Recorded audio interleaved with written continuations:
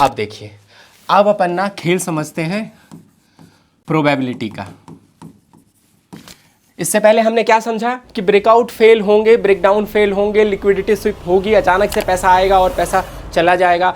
अपने को उस झटके के लिए हमेशा तैयार रहना है, और वो तैयार हमें कौन करेगा? हमारा स्टॉप लॉस हमें तैयार करेगा, है ना?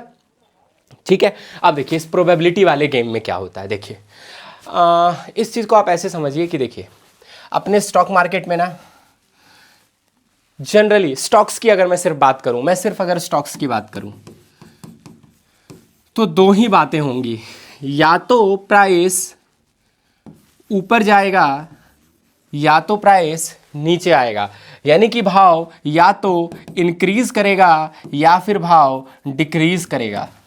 यानी कि अगर आपने किसी चीज़ को बाय कर लिया है तो भाव दो ही चीज़ें होंगी, या तो ऊपर या तो नीचे। तो अगर मैं इसको प्रोबेबिलिटी का नाम दूं, अगर मैं इसको संभावना का नाम दूं, प्रायिकता का नाम दूं, तो आप क्या कहेंगे? जी आपने अगर बाय किया है तो प्राइस ऊपर जाएगा तो ही तो आपका फायदा है। लेकिन प्राइस के पास क्या ऑप्शन है कि जी प्राइस नीचे भी जा सकता है। इट मीन्स आप सही हो जाएं बाय करके, इस बात की प्रोबेबिलिटी कितनी है? आप सही हो जाएं, आप राइट हो जाएं बाय करके, इस बात की प्रोबेबिलिटी कितनी है? आप मुझे जल्दी से बता दीजिए। आप सही हो जाएं बाय करके आप राइट हो जाएं, इस चीज की प्रोबेबिलिटी कितनी है? बोलिए ना, कितनी प्रोबेबिलिटी है? 0.5 और हाफ? अरे इतनी ही तो प्रोबेबिलिटी है, क्योंकि दो ही चीजें होंगी ना, प्राइस या तो ऊपर जाएगा या नीचे जाएगा। आपने प्रोबेबिलिटी पढ़ तो रखी है ना, क्या होता है प्रोबेबिलिटी, संभावना। दो चीजें पॉसिबल है तो प्रोबेबिलिटी कितनी कितनी हो गई? 50-50 हो गई, है ना? 50%, यानी कि आप जीत जाओगे, आप सही हो जाओगे 50% और गलत हो सकते हो आप 50%। यानी कि सोचिए ना, अपन ने इतने फंडामेंटल एनालिसिस किया, टेक्निकल एनालिसिस किया, है ना, और उन सब का निचोड़ सिर्फ इतना सा निकल के आया। अरे मैंने ना फंडामेंटल देखा ना टेक्निकल देखा, आंख बंद किया और कह दिया इस स्टॉक को बाय। भाई हो सकता है कि किसी ने complete fundamental analysis, technical analysis करके निकाला कि स्टॉक को बाय करना चाहिए, और मैंने बस यूं ही आंख बंद किया, सिक्का उछाला, मैंने कहा हेड आया तो बाय करूंगा, टेल आया तो सेल करूंगा। हेड आया मेरा और मैंने भी बाय कर लिया, और सामने वाले ने कंप्लीट फंडामेंटल टेक्निकल एनालिसिस पढ़ के, लिख के, सीख करके किया, उसने भी बाय किया, मैंने भी बाय किया। बताओ फायदा दोनों को होगा कि नहीं होगा? बताओ होगा कि नहीं होगा? होगा ना? अरे होगा ना। अच्छा, मैंने किसी सामने वाले ने, किसी और बंदे ने कंप्लीट फंडामेंटल और टेक्निकल एनालिसिस करके सेल किया किसी शेयर को, और मैंने सिक्का उछाला और कहा कि भैया अगर हेड आया तो बाय करूंगा, टेल आया तो सेल करूंगा, और संजोग से मेरा भी टेल आ गया, तो मैं भी तो उतने ही पैसे बना लूंगा जितना सामने वाला बनाएगा। मतलब मेरी बात भी तो सही हो जाएगी। सोचो कि कोई उतनी मेहनत करके सही हो रहा है, क्योंकि वो सही हो जाए इस बात की भी संभावना, प्राइस की संभावना ही 50-50 है कि नहीं? तो अगर हमने इस खेल को समझ लिया कि यार इतनी सारी मेहनत अपनी जगह है, लेकिन अगर मुझे इतना सा समझ में आ जाए कि 50-50 वाला गेम है, मतलब मैं कितनी भी एनालिसिस कर लूं। देखो मैंने ये तो नहीं कहा ना कि आप कोई भी चार्ट पैटर्न पढ़ लीजिए या कैंडलस्टिक पैटर्न पढ़ लीजिए वो 100% सही होगा, ऐसा तो नहीं कहा ना मैंने। वो भी गलत हो सकता है ना। तो भाई जब गलत हो सकता है तो बात अपन 50-50 पे कर लेते हैं ना। मतलब 50-50 करने के लिए तो अपने को कोई नॉलेज ही नहीं चाहिए। सिंपल आंख बंद करके किसी से उठवा लेंगे, सोई अपना काम हो जाएगा। सिक्का उछाल के कर लेंगे तो भी अपना काम हो जाएगा, है ना। तो फिर क्या प्रॉब्लम है कि हम पैसा नहीं बना पाते हैं या लोग पैसा नहीं बना पाते हैं स्टॉक मार्केट से, जबकि प्रोबेबिलिटी तो बस 50-50 की है।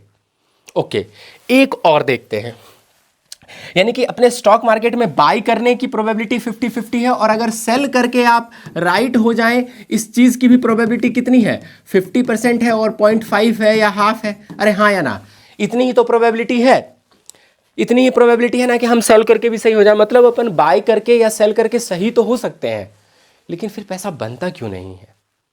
वो पैसा इसलिए नहीं बनता है कि हम अपने रिस्क मैनेजमेंट को नहीं समझते हैं, है ना। आप कितनी ही एनालिसिस कर लीजिए, अगर आपने अपने रिस्क मैनेजमेंट को नहीं समझा तो आपका पैसा नहीं बनेगा।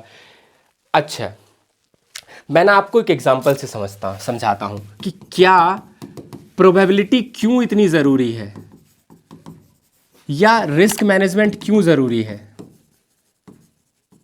रिस्क मैनेजमेंट क्यों ज़रूरी है? अच्छा देखिए, दो चीज़ें हैं, दो लोग हैं, ठीक है, एक ए है और एक बी है। आप समझिएगा, एक जना जो है, आप कसिनो समझ लीजिए, जहाँ पे जुआ खेलने जैसी आप बात कर लीजिए, क्योंकि कुछ लोग स्टॉक मार्केट को जुआ भी बोलते हैं, तो अपन जुए से ही कंपेयर करते हैं, है ना। देखिए क्या होता है, ये एक ऐसे कसिनो में जाता है जहाँ पर के कॉइन को उछाल करके काम किया जाता है, जहाँ पे सिक्के को उछाल के काम किया जाता है। समझिएगा, बहुत इंपॉर्टेंट कॉन्सेप्ट है। और एक ये ऐसे कसिनो में जहाँ पे जाता है जहाँ पे डाइस को उछाल करके काम किया जाता है ना। ओके, कॉइन और डाइस दोनों चीजें क्लियर है। अच्छा, इसमें क्या क्या पॉसिबिलिटीज है बोले तो इसके आउटकम क्या क्या है, इसमें क्या क्या आउटकम आ सकता है जी? या तो हेड आएगा इसका आउटकम में, या फिर टेल आएगा इसके आउटकम में, दो ही आउटकम पॉसिबल है। तो हेड आने की प्रोबेबिलिटी कितनी होगी? हाफ या 50% कह लो। और टेल आने की प्रोबेबिलिटी कितनी होगी? हाफ या 50% कह लो। अब डाइस को अगर जहां पे डाइस से टॉस किया जा रहा है, डाइस को जहां उछाला जा रहा है, जहां डाइस को रोल किया जा रहा है, वहां के क्या क्या आउटकम है बताएं जी? यहां का आउटकम एक आ सकता है। डाइस पे क्या क्या पॉसिबिलिटीज हैं? डाइस पे एक आ सकता है, 2 3 4 5 और 6, हाँ या ना? 1 2 3 4 5 6, ये सारे के सारे आउटकम पॉसिबल है डाइस पे। तो एक आ जाए, इस बात की प्रोबेबिलिटी कितनी है? एक आ जाए, इस बात की प्रोबेबिलिटी कितनी है? एक आ जाए, इस बात की प्रोबेबिलिटी कितनी है? आप बताइए, क्या कहेंगे? 1 बाई कितने आउटकम है? जैसे देखिए कैसे प्रोबेबिलिटी कैसे निकालते हैं, 1 अपॉन जितने भी आउटकम पॉसिबल है। तो जैसे वहां पर 2 आउटकम पॉसिबल थे तो 1/2। यहां पर कितने आउटकम पॉसिबल है जी? 6 आउटकम पॉसिबल है। So probability is what? 1/6।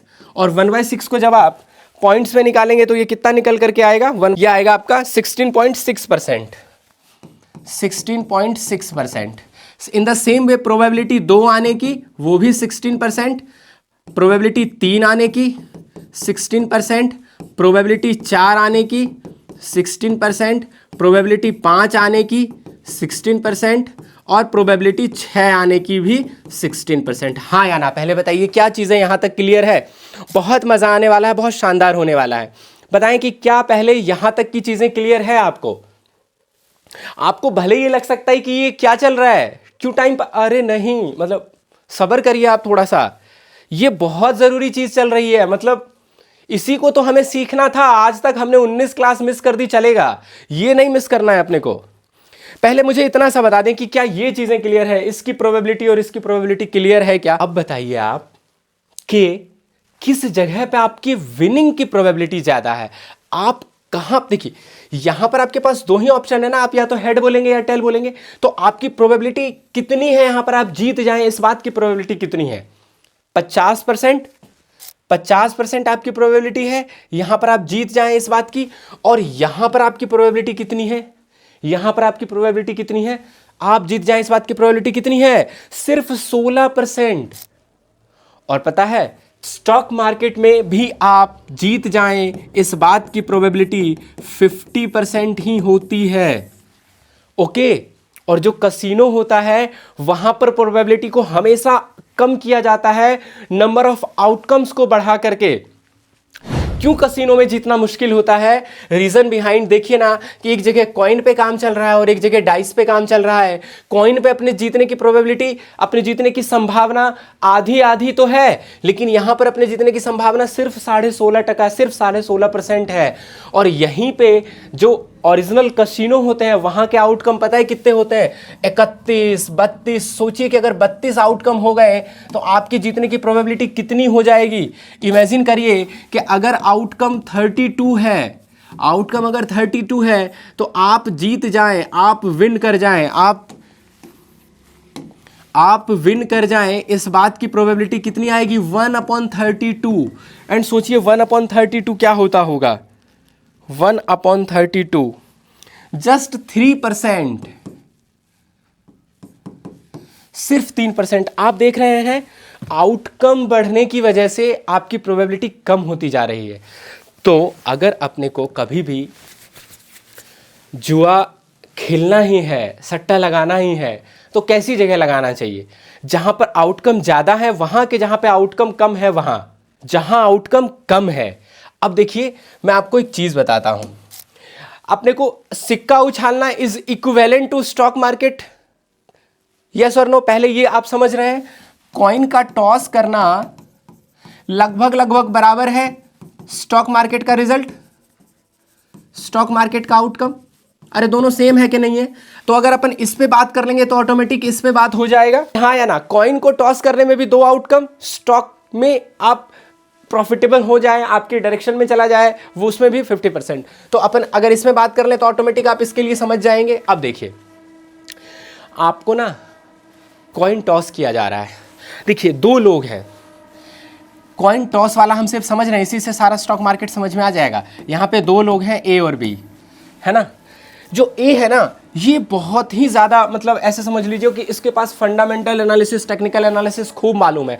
मतलब ये भली भांति समझता है कि पता है इसने कितना रिसर्च कर रखा है सिक्के के उछालने पर। इसने यहाँ तक रिसर्च कर रखा है कि जब कोई सिक्का, ये इंसान अगर सिक्का उछालता है तो सबसे ज़्यादा हेड आता है कि टेल आता है, अगर इतनी ऊंचाई से उछालता है तो हेड आता है कि टेल आता है, अगर इस मौसम में उछाला जाता है तो हेड आता है कि टेल आता है, ओके, अगर इस टाइम पे उछाला जाता है तो हेड आता है कि टेल आता है।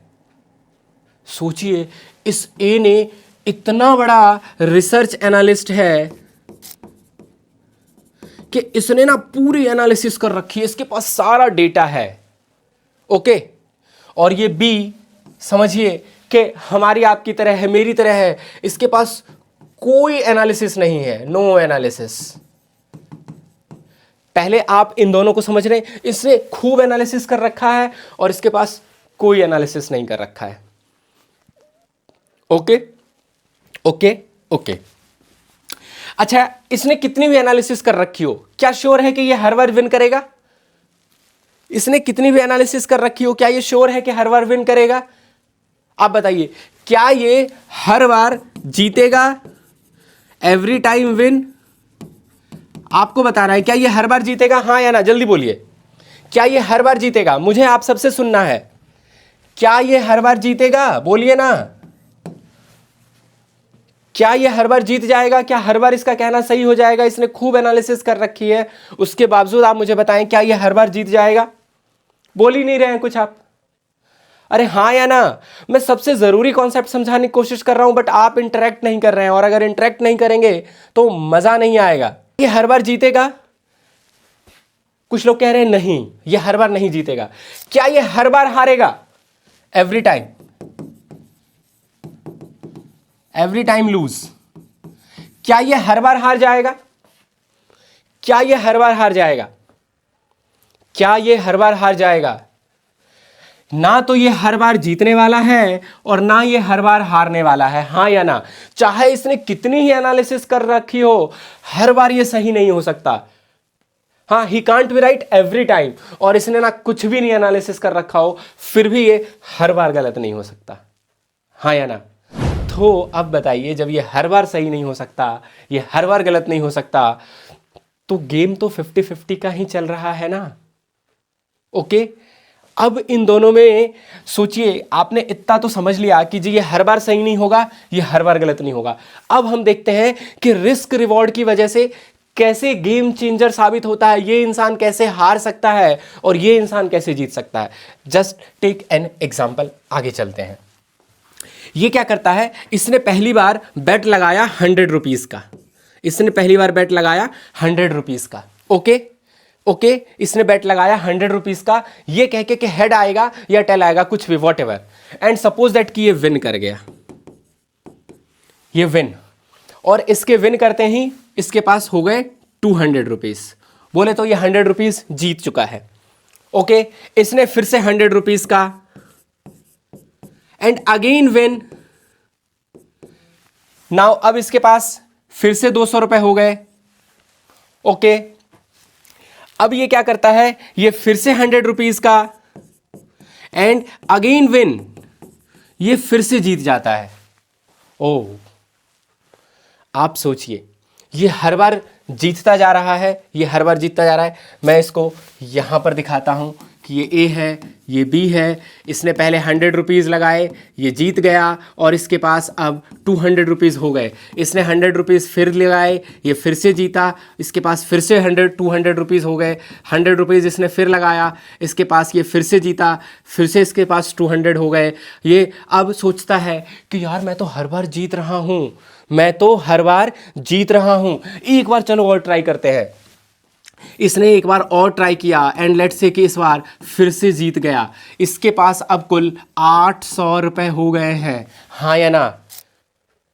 800 रुपए हो गए हैं। And then what he thinks कि यार मेरी एनालिसिस कितनी अच्छी है, मैं हर बार सही हो जाता हूं। ऐसा करते हैं, 100 रुपए नहीं, इस बार ना सीधा 500 रुपए लगाते हैं, मेरे पास तो 800 रुपए हैं। एंड 500 रुपए ये सीधा लगा देता है। And now this time what happened? He lose. वो हार जाता है। अब इसके पास कितने रुपए रह गए? 300 रुपए। हार तो सकता है ना, प्रोबेबिलिटी का खेल है ना, नुकसान तो हो सकता है ना। सो ही लूज हिज 500 रुपीज। अब उसके पास सिर्फ 300 रुपए बचे। अब सोचो अभी अभी उसकी क्या साइकोलॉजी होगी, यार अभी मेरे पास 300 रुपए से मैंने 800 रुपए तक बना लिया था, अब मेरे पास सिर्फ 300 रुपए रह गए हैं, है ना? अब मेरे पास सिर्फ 300 रुपए रह गए हैं। चलो एक बार है ना और अच्छे से वो फिर अपनी सारी कैलकुलेशन लगाएगा, अपने रिसर्च को, ये एंड देन अगेन वो कहता है कि भैया अब तो अगर मैं 100 रुपए लगा भी दूं तो जीतूंगा, तो भी मेरे पास सिर्फ 500 रुपए ही हो पाएंगे। क्यों ना मैं बड़ी बेट ले लूं और एक बार और 300 रुपए को वो फिर से 300 रुपए का बेट लगा लेता है। वो फिर से 300 रुपए का बेट ले लेता है and again he lose. Now क्या बचा उसके पास? क्या बचा उसके पास? 4 बार जीता है वो और सिर्फ 2 बार हारा है वो। प्रोबेबिलिटी तो उसके फेवर में है ना। 4 बार जीता, 2 बार हारा, फिर भी उसके पास कुछ नहीं बचा। यही होता है हमारे साथ बाजार में। हम आते हैं, प्रॉफिट होता है, हम खुश होते हैं, हम बड़ा पैसा लगाते हैं, हम हार जाते हैं, हम दुखी होते हैं। अब बताओ इसमें किसकी गलती है? क्या बाजार की गलती है, क्या सिक्के की गलती है, या जो उछाल रहा था उसकी गलती है, या जो बी था उसकी गलती है, या जो ए हारा है इसकी गलती है? कौन गलती कर रहा है यहां पे और क्या गलती कर रहा है यहां पे? बताइए ना। बता नहीं रहे हैं आप समझिए, बस सिंपल साइकोलॉजी का खेल है, सिर्फ दिमाग का खेल है कि किसकी बुद्धि कितनी तेज है, मतलब कितनी मजबूत है। तेज की भी जरूरत नहीं है यहां पे, सिर्फ ना स्ट्रॉन्ग माइंडसेट किसका है। अब बी की बात करते हैं। Let's go for B. ये बी जो है ना, ये क्या करता है? इसके पास 100 rupees, according to him he lose. वो हार जाता है, वो माइनस के 100 रुपीज में चला गया। Again he bet 100 rupees, again he lose and वो 100 रुपीज लूज करके अब वो -200 में जा चुका है। पता है स्टॉक मार्केट का या कसिनो का, किसी भी चीज का बस एक ही नियम है, एक ही रूल है कि मतलब रूल 2 हैं। 2 रूल आप समझिए। स्टॉक मार्केट में, कसिनो में, कहीं भी जीतने के सिर्फ 2 ही रूल हैं। पहला, पार्टिसिपेट करना पड़ेगा आपको जीतने के लिए, टू विन। जीतने के 2 ही नियम हैं। पहला, पार्टिसिपेट करना पड़ेगा, और दूसरा, आपका कैश खत्म नहीं होना चाहिए। ओके, बोले तो कसिनो में उसको चिप्स कहा जाता है। सो आपका चिप्स खत्म नहीं होना चाहिए। सो ऑलवेज हैव चिप्स और कैश। हमेशा आपके पास चिप्स खत्म होना चाहिए, मतलब आपका चिप्स नहीं खत्म होना चाहिए। पता है बाजार में लोगों के साथ यही होता है, उनका चिप्स ही खत्म हो जाता है, उनके पैसे ही खत्म हो जाते हैं। और पता है इन दो, या तो अगर आप डरते रहेंगे, बोले तो आपको पार्टिसिपेट भी करना है और अपने कैश को खत्म भी नहीं होने देना है। पार्टिसिपेट भी करना है और अपने कैश को खत्म भी नहीं होने देना है। ठीक है, क्या आप ये दो नियम को आप चाहें तो इन दो नियम को स्क्रीनशॉट ले लें, आप सुनहरे अक्षरों में लिख लें। पूरा शेयर बाजार सिर्फ इन्हीं दो नियमों से चलेगा कि यू हैव टू पार्टिसिपेट और आपका चिप्स खत्म नहीं होना चाहिए। बस अगर खत्म हो रहा है तो आप लाओ कहीं से भी, आउट ऑफ चिप्स नहीं होना चाहिए, आप आउट ऑफ चिप्स नहीं होने चाहिए। अब चलते हैं इस पहले वाले के पास। थोड़ी सी मैंने गलती कर दी यहां पर, ओके ठीक है। देखिए इसके पास 400 रुपीज थे ना, इसके पास भी 400 रुपीज ही थे। सो व्हाट ही थिंक्स कि यार मेरे पास 400 रुपए हैं, इसका आपने देख लिया ना कमाल, इसके पास भी 400 रुपए हैं। अब देखिए ये इसको पता है कि देखो मुझे अगर जीतना है ना तो अपने चिप्स तो लगाने पड़ेंगे, उतने पैसे तो अपने लगाने पड़ेंगे, और दूसरा मुझे अपने पैसे को खत्म भी नहीं होने देना है। सो व्हाट ही थिंक्स कहता है कि ऐसा करता हूं मैं कि पहली बार ना मैं सिर्फ इसका 10% लगाता हूं, सिर्फ 10%, सिर्फ 40 रुपए, ताकि अगर मैं 40 रुपए 10 बार भी हार जाऊं तब जाकर के मेरा चिप्स खत्म होगा, और 10 बार कंटिन्यूअसली इसके अगेंस्ट में रिजल्ट आए। थोड़ा तो मुश्किल है ना। आप ऐसा पॉसिबल है कि हर बार उछाले और हर बार tail tail tail tail tail और 10 बार टेल आता जाए? आ सकता है, बट प्रोबेबिलिटी तो बहुत कम है ना कि हर बार टेल आ जाए। Okay, so what he does कि ये ना सिर्फ इसका 10% लेता है। कितना लेता है? 10%, और कहता है कि मैं ना 40 रुपए से बेट लगाऊंगा, पहला बेट 40 रुपए का, and what he lose 40 rupees. Okay, now अब ये एक बार और ट्राई करता है, again 40 rupees, and again he lose 40 rupees. अब ये 80 रुपीज खो चुका है। नाउ अब ये क्या करता है? अब ये कहता है कि मैं अब थोड़ा बड़ा बेट लगाऊंगा, एंड दिस टाइम ये 100 रुपीज का बेट लगाता है। आप देखिएगा, and again he lose 100 rupees. अब वो 180 रुपीज के माइनस में है। ओके ओके ओके, अब ये कहता है मैं थोड़ी और बड़ी बेट लगाऊंगा, and now this time 200 rupees. Okay okay, और अब अगर ये फिर से हार गया, और सपोज दैट कि ये फिर से ये यहां पर भी लूज कर गया, यहां पे भी लूज कर गया, और ये यहां पर भी लूज कर गया। ये कितनी बार ये हारा था? 2 4 6 8, ठीक है। आप ये मान के चलिए कि इनके पास अभी थोड़े से फंड, इसके सारे फंड अब खत्म होने वाले हैं। देखिए ये 200 रुपए इसके जाने वाले हैं। सो अब ये पूरे के पूरे 380 रुपए अपने खत्म कर चुका है। ओके, ये हर बार लॉस कर चुका है, लेकिन पता है इसके पास अभी यहां वाले फंड खत्म हो गए हैं, लेकिन ये कहीं और से फंड, या तो यूं समझिए कि इसके पास कुछ और फंड है। सपोज दैट कि ये लोग और कहीं से ये फंड अरेंज करता है, क्योंकि इसको ये पता होता है कि फंड खत्म नहीं होना चाहिए, और अगर हो गया है तो मुझे फंड का अरेंजमेंट और करना पड़ेगा, है ना। बट ही स्टिक, इसके पास कोई वो नहीं है, ये सिर्फ और सिर्फ अपने रिस्क मैनेजमेंट को मान करके चल रहा है। एंड नाउ दिस टाइम ये 400 रुपीज का बेट लेता है, and this time he wins. ये 400 रुपए जीत गया। या सपोज दैट कि ये इस बार और हार जाता और इसके पास फिर से 400 चले जाते, बट अगेन इसको अपने फंड को मैनेज करना है, या तो ये शुरू से और भी कम कम पैसे लगाता। देखो कुल मिला के क्या था, मैंने थोड़ा सा इसके फंड को प्रॉपर मैनेज नहीं किया, और प्रॉपर मुझे मैनेज करना चाहिए था इसके फंड को। अगर हम प्रॉपर फंड को और मैनेज करें तो आप सोचिए कि ये एक बार फिर से हार जाए, ये हर बार हारता जाए, but what he is doing, ये अपने रिस्क को सही तरीके से मैनेज करता जा रहा है। इसको पता है एक बार तो मैं जीतूंगा, अरे ऐसा तो नहीं हो सकता ना कि ये कभी ना जीते, कभी ना जीते। ठीक है, इसका अगर फंड मान लो यही खत्म हो गया, then he is out again, ये भी आउट और ये भी आउट, दोनों जने आउट। तो हम क्या कह रहे हैं, What he is doing के ये कंसिस्टेंटली बस काम किए जा रहा है, आंख बंद करके, ये मान करके कि एक बार तो इसको सही होना ही है, ये एक बार तो सही होगा ही, है ना। और जिस बार सही हुआ सारा का सारा लॉस एक बार में कवर हो जाएगा।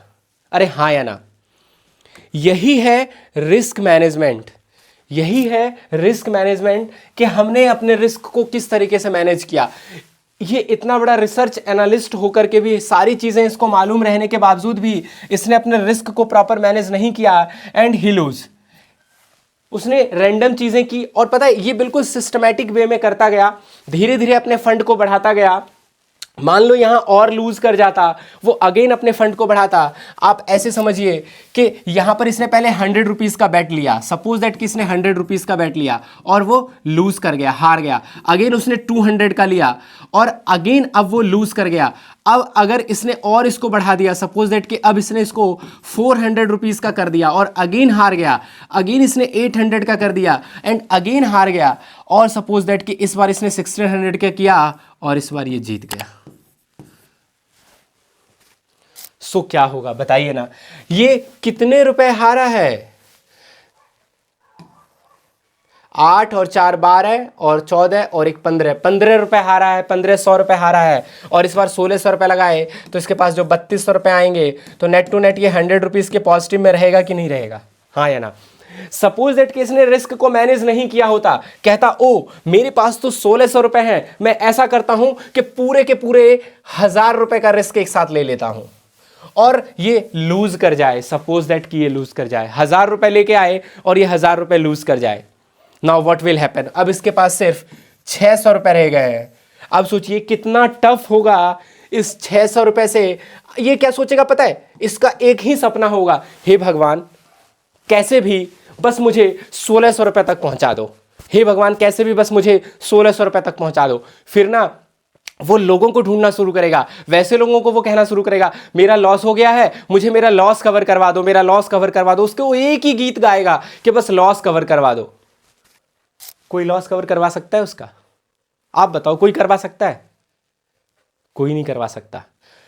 सिर्फ और सिर्फ रिस्क को मैनेज करके ही लॉस को कवर किया जा सकता है, और कोई तरीका नहीं है लॉस कवर करने का। आपके पास कितना फंड है, आपको खुद उसके स्लाइस करने पड़ेंगे, और कम से कम इतने स्लाइस जरूर कर लेने पड़ेंगे कि मैं 10 बार लगातार हार भी जाऊं तो भी, मेरे 10 ट्रेड लगातार लॉस में चले जाएं तो भी 11वें ट्रेड को करने के लिए मेरे पास फिर से उतनी कैपिटल हो, कम से कम जितनी कैपिटल मैंने उन 10 ट्रेड में गवाई है।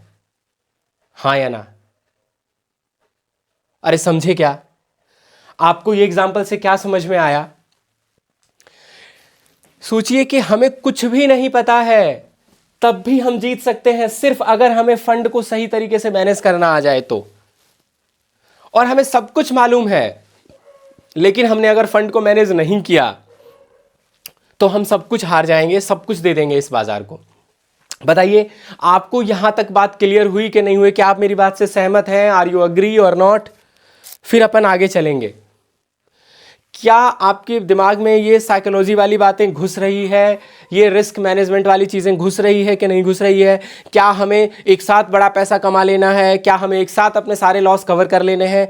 ये सब कुछ सोच करके अगर आप बैठे हैं तो मेरे भाई गलत सोच रहे हैं आप।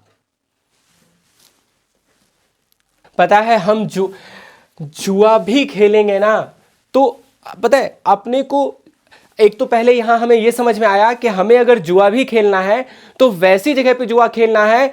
दो ही बातें अपने को समझ में आई। पहला, वैसी जगह पे जुआ खेलो जहां पे आउटकम कम से कम हो, मिनिमम आउटकम हो, जहां पे 2 आउटकम आते हो या 3 आउटकम आते हो। अगर ज्यादा आउटकम आने लगेगा ना तो आपको लॉस होने लगेगा। स्टॉक मार्केट में लॉस नहीं हो सकता है या कम हो सकता है क्योंकि यहां पर 2 ही आउटकम है। ओके, आपने ना एक ऑप्शंस का नाम सुना होगा कभी कभी। ऑप्शंस में लोगों को ज्यादा लॉस क्यों होने लगता है? क्योंकि वहां पर 3 आउटकम आ जाते हैं, है ना। वहां पर मार्केट ऊपर जाता है, नीचे जाता है, या कभी कभी कहीं नहीं जाता है, तो भी वहां पर एक फैक्टर काम करने लगता है। दैट्स व्हाई ऑप्शन में आप देखते होंगे या आपने सुना होगा कि ऑप्शंस में ज्यादा लोगों का लॉस होता है। क्यों? क्योंकि वहां पर एक आउटकम बढ़ गया।